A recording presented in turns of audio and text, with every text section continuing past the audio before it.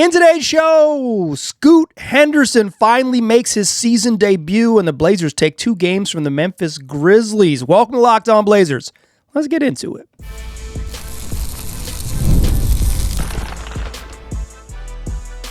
You are Locked On Trailblazers, your daily Portland Trailblazers podcast, part of the Locked On Podcast Network. Your team every day. What's up, world? It's your past first point guard and Trailblazers reporter, Mike Richmond. You are listening to another episode of Locked On Blazers, part of the Locked On Podcast Network, available wherever you get podcasts and also on YouTube. Thanks for making this show your first listen, coming at you each and every weekday, Monday through Friday. So make it a part of your daily routine. Make it your first listen. Tell your friends to do the same. Locked On Blazers, your team every day. In today's show, we got a jam-packed episode. Scoot Henderson returns for the first time after missing the first 51 games of the season. Makes his season debut on Friday night. Blazers get a win over the Grizzlies, and then they come back on Saturday and also play the Grizzlies yet again. Scoot sat out that one along with a couple other Blazers. We'll get into both those games. We'll get deep into Scoot Henderson's debut, everything we saw, what he brings to the Blazers, and sort of his present and future with the team. Plus, we got a lot to talk about. One thing we got to talk about is Joe Cronin not talking to us. He didn't make any comments after the All-Star break.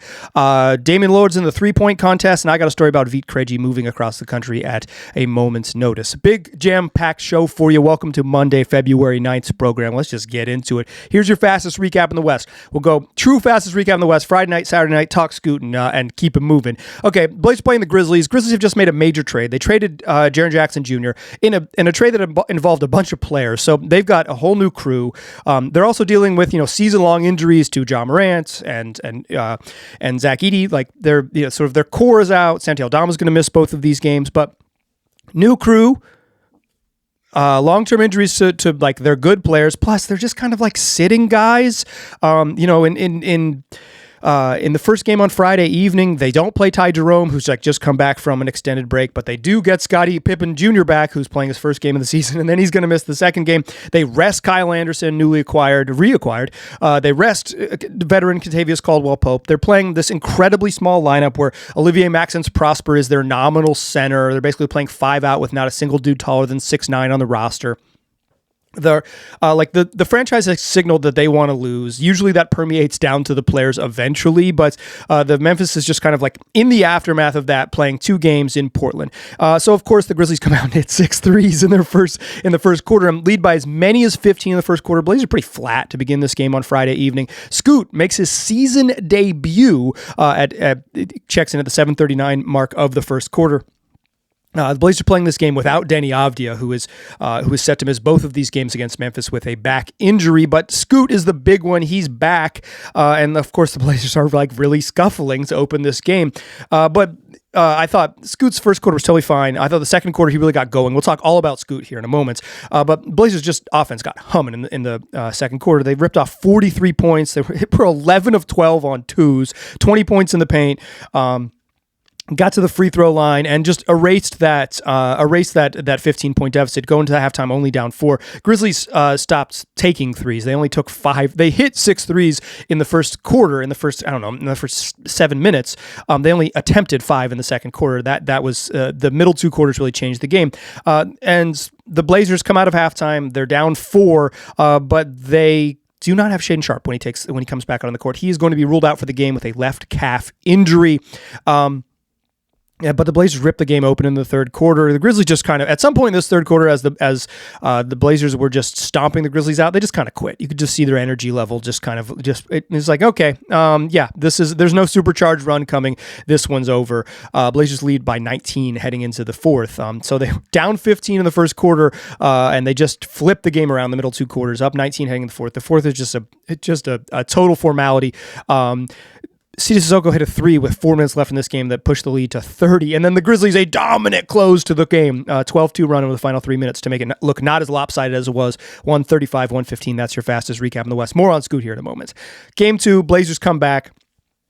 Saturday evening, Scoot sits out. Of course he's going to sit out. He's coming back from a 19-week absence, from a multi-month absence of a hamstring injury. Rob Williams, he played in the first night of the back-to-back. He's not going to play in the second night. Denny also not available on Saturdays. And Shaedon Sharpe, who injured that left calf, is not available on Saturday. No surprise. On Sharpe, quickly, he left the Blazers game on Friday with what they called a left calf injury. He's been dealing with injuries to both calves all year long. You will recall that early in the season, he was on the injury report with left calf soreness. That was October 30th. He popped up on the injury report, and then he played. That was against the Nuggets, and he played the next couple of games with sort of a vague minutes limit. He was playing 24, 25 minutes a night, and there was some consternation about why isn't Sharpe playing more, but it's clear they were kind of limiting him with that calf injury. And then in late November, the 21st, he injured his right calf and actually missed 4 games. So he's been dealing with injuries to both calves. We will see if he plays. He did not play,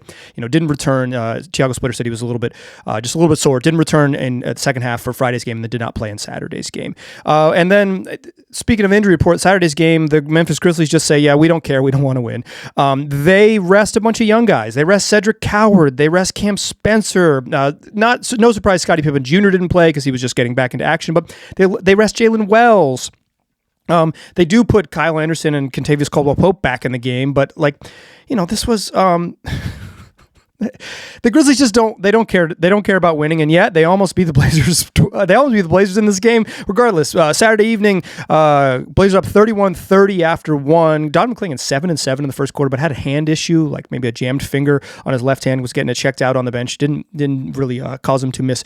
He still played a significant amount of time, but it looks like he was a little banged up early. Tied at halftime, 63 all. Jeremy Grant had 14 though in the second quarter. He had 21 in the first half, 14 in the second quarter, and the Blazers just hit shots in the second quarter. They just turned the ball over 7 times. The reason why they couldn't pull away. And then the Blazers stopped making shots. They were 5 of 15 on twos in the third quarter. They were 5 of 14 in the paint on twos in the third quarter. They could not score. And the Grizzlies go into the fourth, up 12. This is looking like a small nightmare. The time you lost to Javon Small. But instead, Caleb Love has 10 points in the fourth quarter to bring them home. They took the lead for good at the 5:18 mark. A dominant fourth quarter showing, 34-19. Took the lead for good at 5:18 of the fourth quarter. Don McClain gets a putback bucket to put them up 2. The Grizzlies cut to 1, 4 minutes left. Javon Small hits a 3 with 3:56 to go. But the Grizzlies didn't make a shot in the final 2 minutes. Drew Holiday gets a bucket inside. Jeremy Grant hits 2 threes. All of a sudden, the Blazers are up 7 with a minute 51 left, and they cruise 122-115. In the end, a game that, quite frankly, this is just like, hey, they didn't lose. Be proud. Okay, let's talk about Scoot because he's the name du jour. That's your fast recap in the West for both Blazer games. Saturday night, Scoot checks in. First time he touches the ball, he beats his man off the dribble, gets into the paint, and throws a lob. He threw it too high for Klingon, but just that ability to get down low, see the pass. Klingon just couldn't get up for it. He caught it, but eventually had to go back up. But just getting into the paint, looking to dish immediately, like it's just right away. Okay, that's it. That's what the Scoot value is right there. It was a little rocky to start, quite frankly. He had a push off, kind of in transition, just like shoved a guy off him, trying to get space with his off arm. He took a top of the key pull up 3 that was he just missed it by a basketball length to the right. It clanged off the backboard, didn't even hit the rim, just kind of a gross one. Struggled to score a little bit early. He had like a drift to the corner, catch and shoot 3 that he misses. They came out of a timeout and he gets downhill and turned the ball over because Vit Krejci lifted from the corner. It was a little rocky to start, but I thought in that second quarter he really got a run going, and afterwards Scoot said that second quarter run was when he felt like, okay, I'm back, I'm rolling. He had a nice baseline drive where he kind of Euro steps and looks to kick out to Toumani Camara, who knocks down a top of the key 3. He had a play on the following possession where he just kind of he starts to drive, and as soon as he sees the defender who's on the strong side corner kind of take a step in, he just kicks the ball to Jeremy Grant, Jeremy Grant's like whoop, and steps behind the 3-point line and hits a corner 3. It's just like as soon as he sees the help, just a quick pass. He had a little early hit ahead to Vit Krejci where his man was 4 steps off behind the 3-point line. I believe it as Walter Clayton Jr. Like he's at the foul line and Vit is still beyond 3-point line and Scoot just a quick head ahead. Vit steps into a three. Then he had a really funny one where he got stripped in the backcourt. Like he gets the ball in the inbounds, gets immediately stripped in the backcourt, but Jeremy Grant played great defense at the rim to prevent a bucket. And they run the other way, and Scoot just like calmly says, well, I'm not going to let that mistake bother me, and hits Jeremy Grant for a dunk. Like 4 straight possessions with assists. They kind of flipped the game in that second quarter. They didn't take the lead all the way back, but they got back in the game, and it was clear that they were rolling.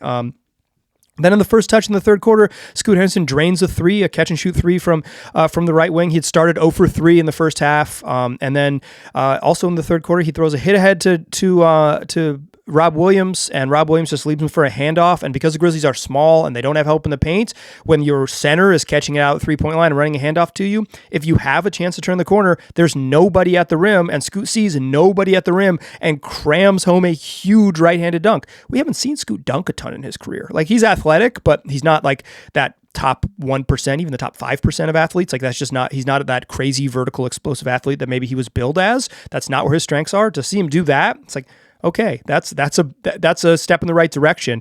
He had some other wonky ones, like he had a deep catch and shoot three from the top of the key, like early in the clock, and then played terrible transition defense after the miss. It's like bad shot, bad transition defense. What are we doing here? But then like a little bit later in the second half, in the fourth quarter, they go way under on a screen, and he just says, oh, you're going to go way under, and he steps into like a calmly off the dribble, top of the key three.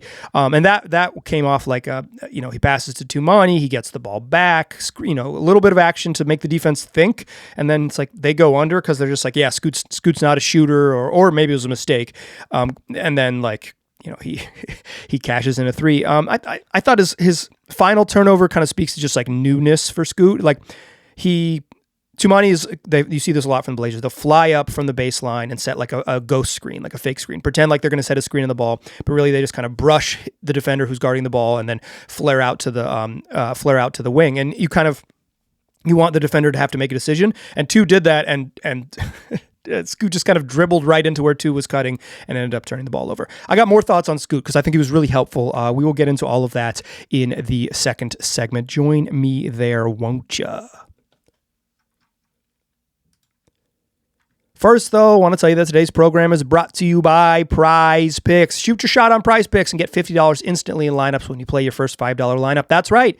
Prize Picks is giving you $50 in lineups when you sign up and play your first $5 lineup. You don't even have to win. Prize Picks makes every dunk, every dime, every board that much more exciting. It's America's #1 app for sports picks. Prize Picks is simple to play. You pick more or less on 2 to 6 player stat projections, and if your picks are right, you can cash in. So if you're an NBA person, you can pick an all basketball lineup, but you can also mix and match basketball, baseball, hockey, soccer, UFC, and more. Plus, they got features like early payouts and flex play, so you've got options while the games are still happening. If you don't get if your lineup doesn't hit all the way, or if you just are saying, I feel like this is going to go south for me, you can get that early payout, or you get a flex play if you're just patient through the end.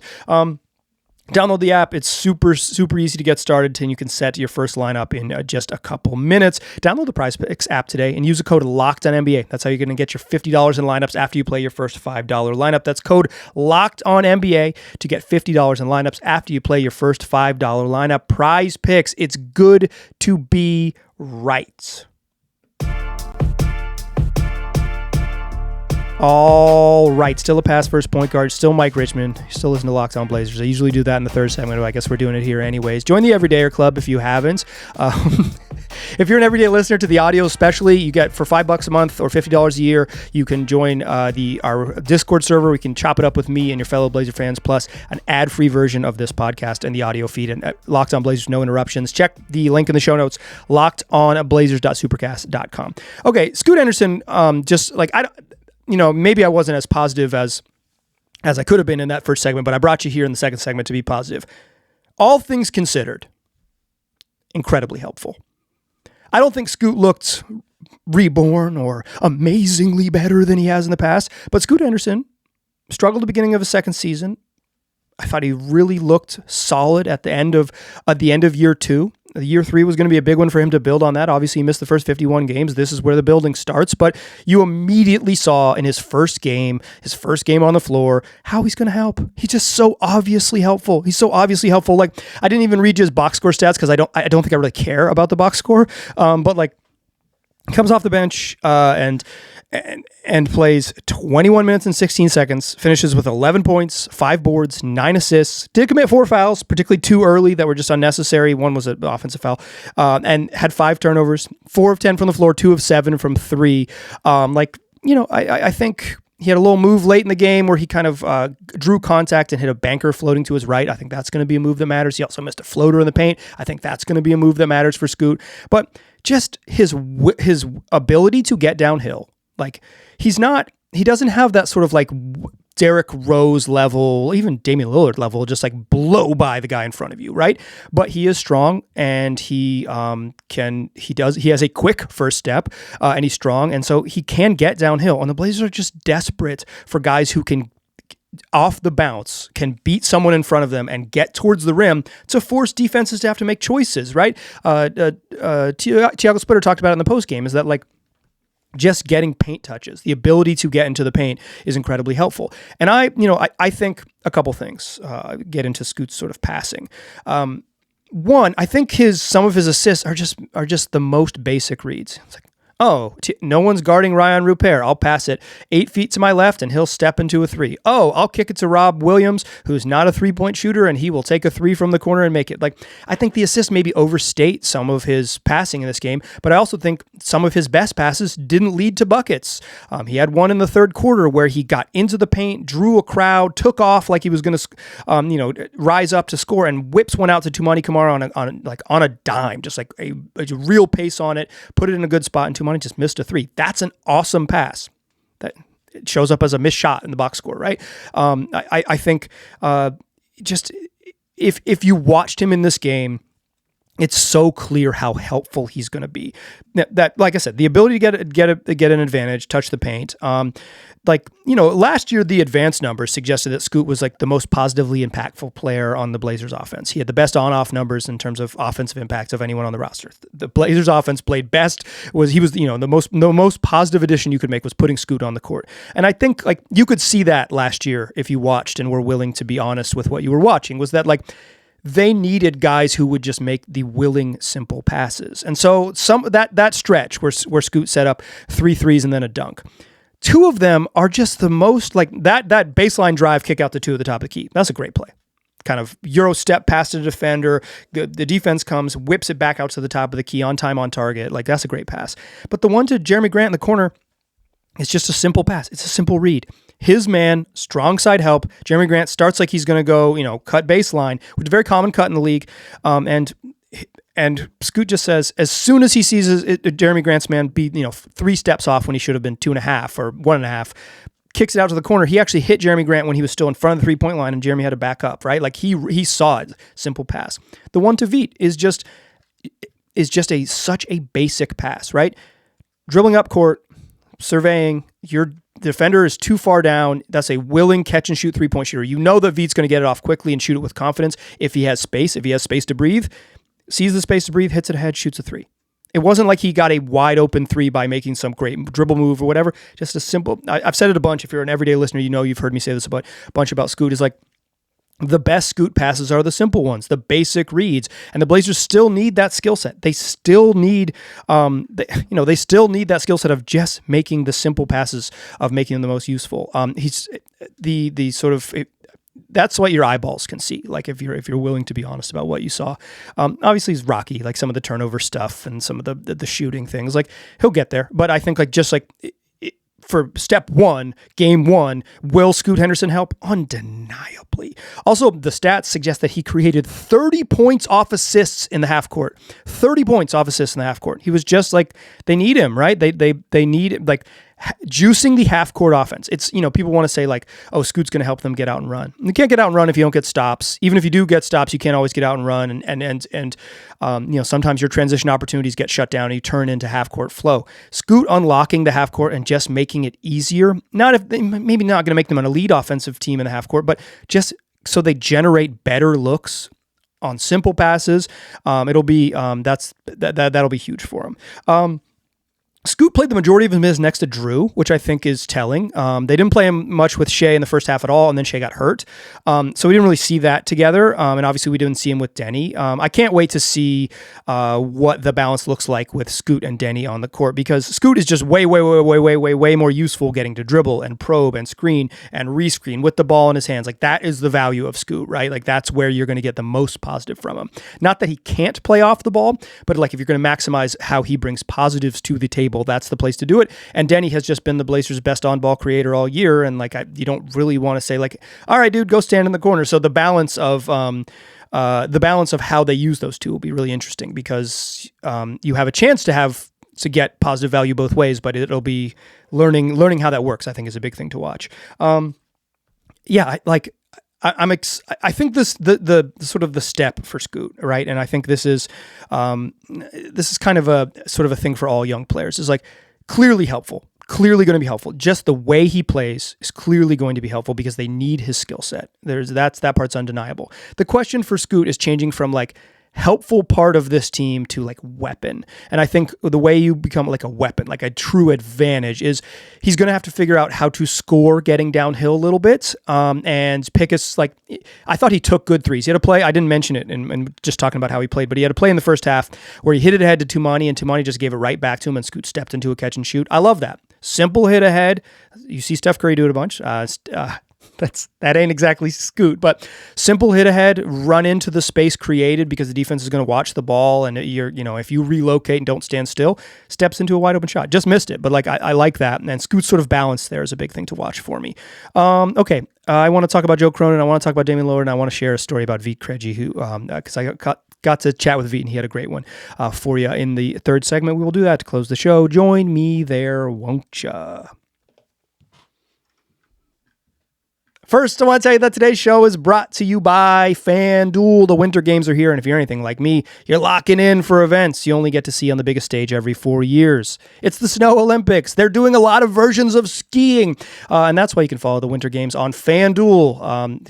It's from medal counts to individual events to finding your angle on sports you care about most. FanDuel gives you more ways to stay connected to the action. The Winter Olympics is 2 weeks of fun, and you're going to find all of it on FanDuel. Speed skating, hockey, luge, whatever it might be. All of the Olympic events are going to be available on FanDuel. The Winter Games, and there's no better way to follow them than with FanDuel.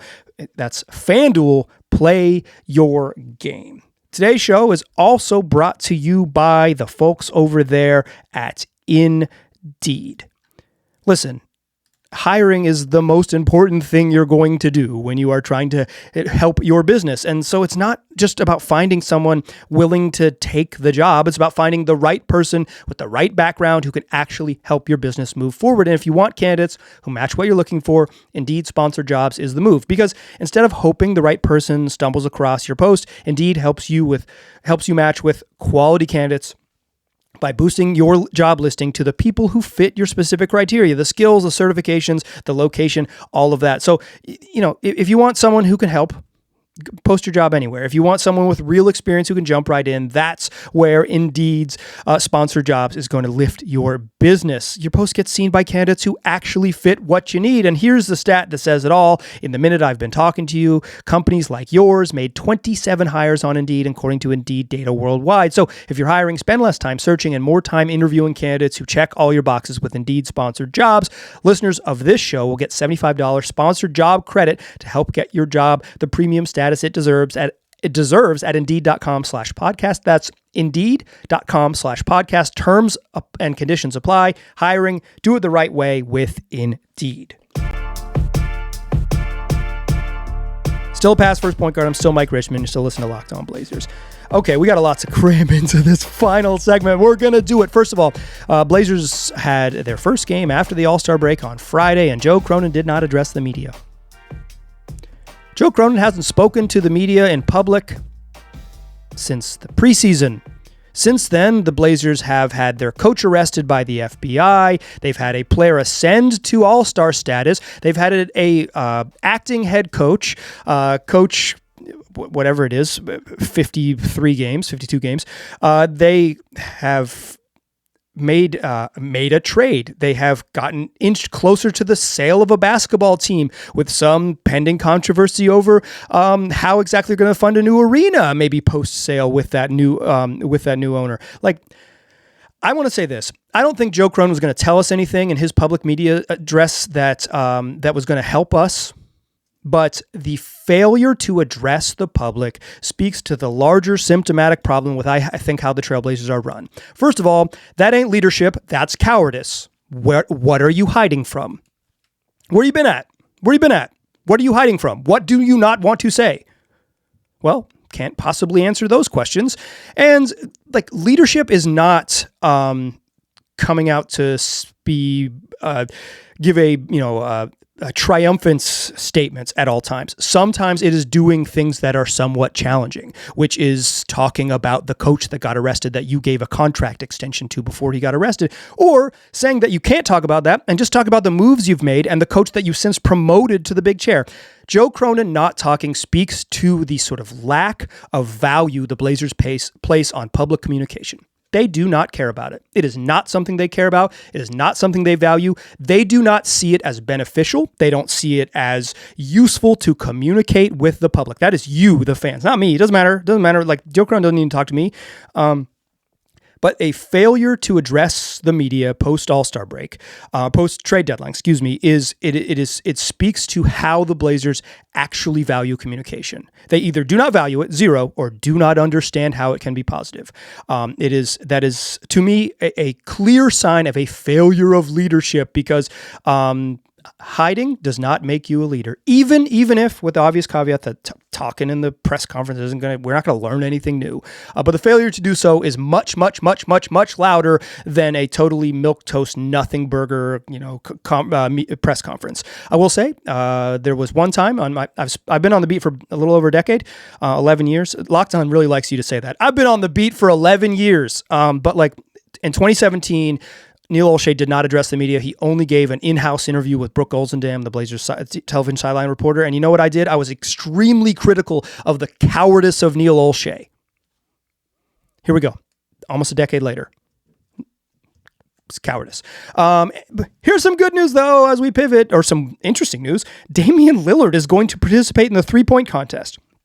The NBA announced today, and the Blazers announced shortly thereafter, that Damian Lillard, yes, that Damian Lillard, who has not played a game this season and will not play a game this season, is going to be in Los Angeles next weekend shooting three-pointers in a competitive environment, joining Devin Booker, Con Knipple, Tyrese Maxey, Donovan Mitchell, Jamal Murray, Bobby Portis, and Norman Powell. Pretty fun three-point contest. Pretty fun little field.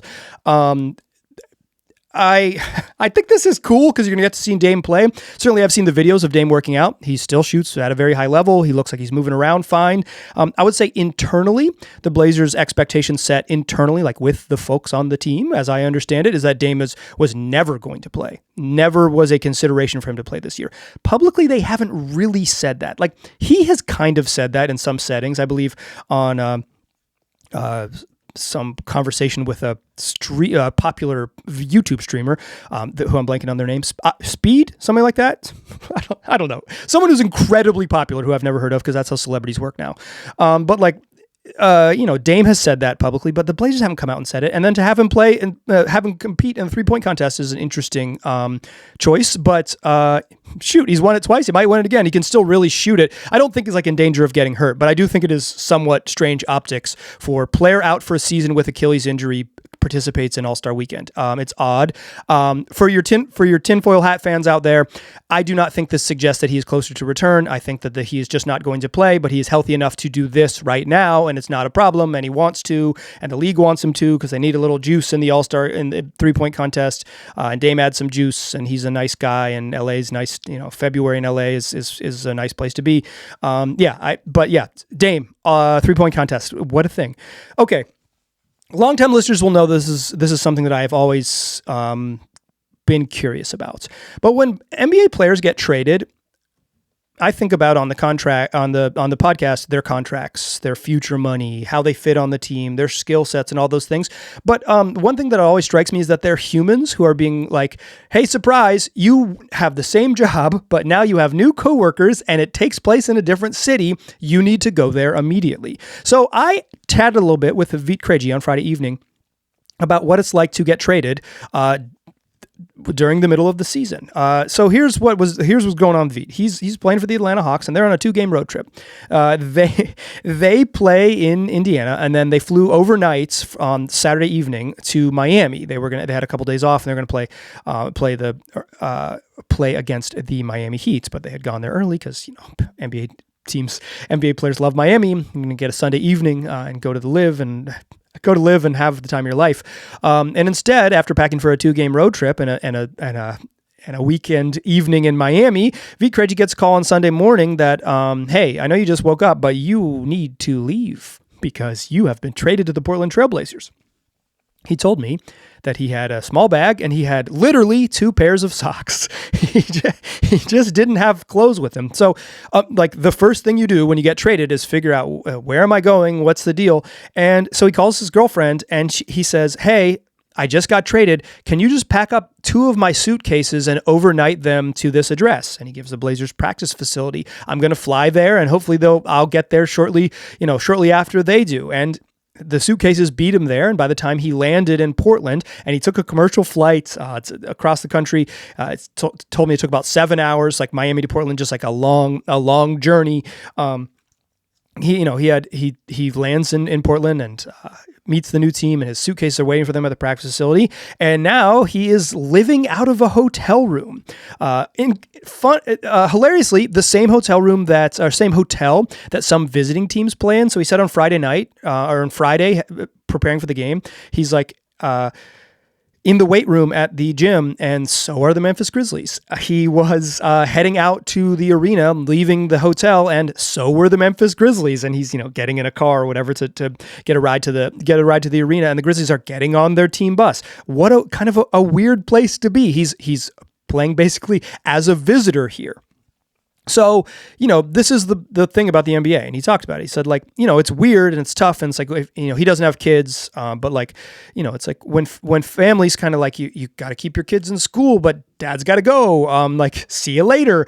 There's a lot of just like logistical family stuff that happens. And so you leave and then you have the All-Star break to kind of get back. So he'll go back to Atlanta, but the All-Star break is sacred downtime in the NBA. So Vit said he'll fly straight from Salt Lake City, where the Blazers play their final game, and then head to Atlanta to pack up a little bit. But he doesn't want to spend his whole week packing, his whole 4 days off packing. Instead, he's not going to punt on the sacred downtime and warm weather vacation. Instead, him and his girlfriend are going to pack a little bit, overnight some stuff back to probably his hotel where he's living in Portland, and then quickly make their way to a vacation that they've had planned for many months for a little bit of earned R&R.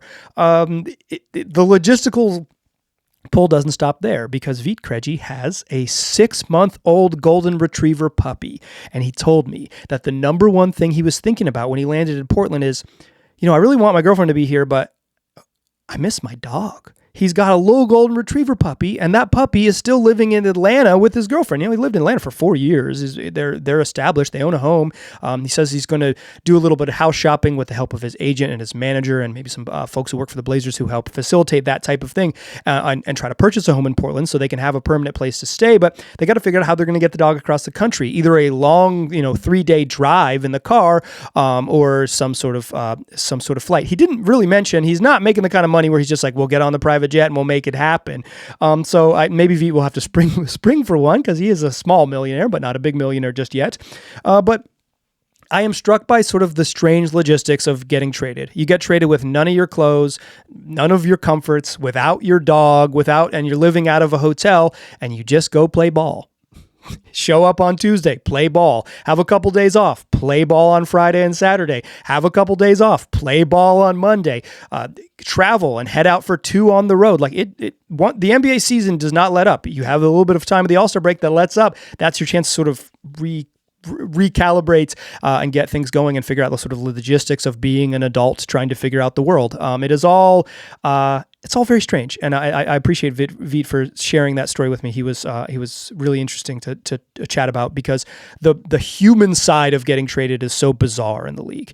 That's it for the show today. Blazers play the Philadelphia 76ers on Monday evening, then head out for 2 on the road before the All-Star break. You were listening to Monday's show. Tuesday's show, we'll recap that Sixers game. We'll talk about the Blazers defense and the situation with the Blazers Moda Center later this week, and then recap games to end the week against Minnesota and the Utah Jazz. That's 5 days a week, wherever you get podcasts, and also on YouTube is what we do. Tell your friends about the podcast. Go join the Everydayer Club if you're an audio listener. I think it's really worth it for you. And then come back for more shows the rest of the week. And if you've got a Duke fan in your life, just go ahead and look for them right in the eyes and tell them, ha ha, go Tar Heels. I appreciate you listening. I will talk to you soon.